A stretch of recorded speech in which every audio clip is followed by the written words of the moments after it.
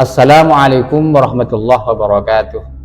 Para pemirsa Abu Alwi Channel, semoga selalu diberikan kesehatan, keberkahan rezekinya oleh Allah Subhanahu wa taala. Amin ya rabbal alamin. Di dalam kesempatan ini saya akan menjelaskan yang berkaitan dengan status makanan atau minuman yang kejatuhan hewan ini seperti ini ya, tentunya semua sudah tahu ya, hewan cacak itu seperti apa. Di dalam masalah hukumnya berkaitan dengan status makanan yang kejatuhan hewan cecak atau minuman yang kejatuhan hewan cecak itu, hukumnya diperinci atau ditafsir sebagaimana berikut. Apabila makanan tersebut kejatuhan hewan cecak yang masih hidup ya, atau minuman itu kejatuhan hewan cicak yang masih hidup, hewan cicak apa cecak ya? Cicak ya.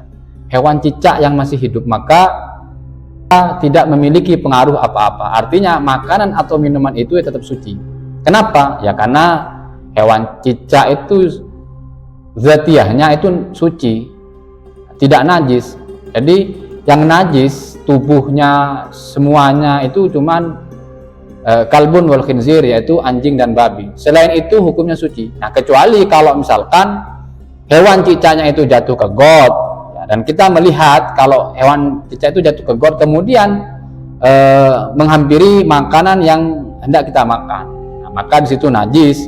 Kenapa? Karena najisnya bukan karena sebab cicaknya itu sendiri, tetapi karena sesuatu yang mengena atau najis yang terkena ke cicaknya, sehingga dengan demikian maka ya terkena juga makanan tersebut.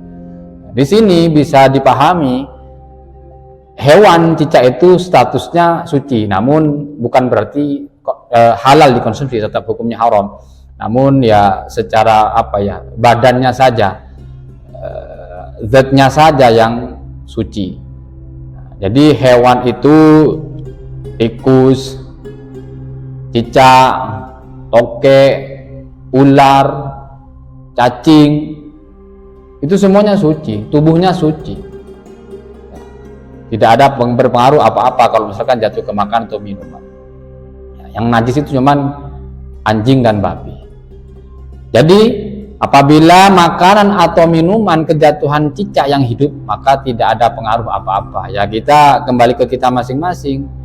Kalau misalkan kita tetap mau mengkonsumsi makanan yang sudah kejatuhan cicak, ya tidak apa-apa. Kalau misalkan kita mau meninggalkannya karena ya merasa jijik, misalkan seperti itu, ya juga tidak apa-apa, tidak ada masalah. Yang bermasalah itu sudah tahu makan itu terkena najis kemudian dikonsumsi. Nah, itu yang bermasalah. Nah, kemudian apabila makanan atau minuman itu kejatuhan cicak yang sudah mati, ini sudah menjadi bangkai, maka ini berbeda lagi ya. Jadi para pemirsa, bangkai cicak atau cicak yang sudah mati itu kan menjadi bangkai. Nah, kemudian jatuh ke makanan atau minuman, maka ini sama seperti bangkai semut. Jadi bangkainya cicak itu sama sebagaimana bangkainya semut. Berkaitan dengan masalah bangkai semut yang jatuh ke makan atau minuman, nah, mungkin pemirsa belum menonton, bisa diklik video di atas. Nanti di situ ada penjelasannya. Menurut mayoritas ulama, cicak itu termasuk kategori hewan yang dianggap tidak memiliki darah mengalir. La nafsalahu sa'ilatun. Jadi sama seperti semut, sama seperti kecoa. Jadi hewan ini, hewan cicak ini termasuk kategori hewan yang tidak memiliki darah mengalir. Ini menurut mayoritas ulama. Nah, apabila kita mengarah kepada pendapatnya jumhur ulama yang menganggap bahwasannya hewan cicak itu termasuk hewan yang tidak memiliki darah mengalir, maka ketika cicak itu jatuh ke makanan atau ke minuman, maka tidak menyebabkan makanan atau minuman itu najis.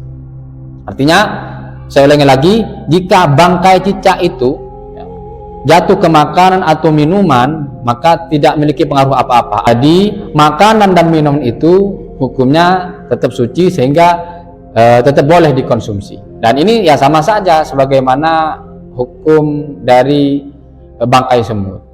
Berbeda kalau misalkan kita sengaja mengambil bangkainya cicak itu kemudian dimasukkan ke minuman atau ke makanan, maka ini tidak dimaafkan. Artinya tidak dimaafkan, hukumnya bisa menyebabkan makanan minum itu menjadi mutanajis. Kalau misalkan tidak disengaja karena jatuh sendiri, maka hukumnya dimaafkan. Karena cicak ini tergolong hewan yang tidak memiliki darah mengalir, sebagaimana pendapat mayoritas ulama Syafi'iyah.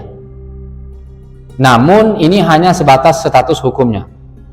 Kemudian makanan itu atau minuman itu mau dikonsumsi, itu kembali ke para pemirsa masing-masing. Jika dirasa ya jijik atau gimana, ya sudah ditinggalkan saja. Nah, dikasih ke yang memiliki hewan peliharaan biar tidak mubazir, ya.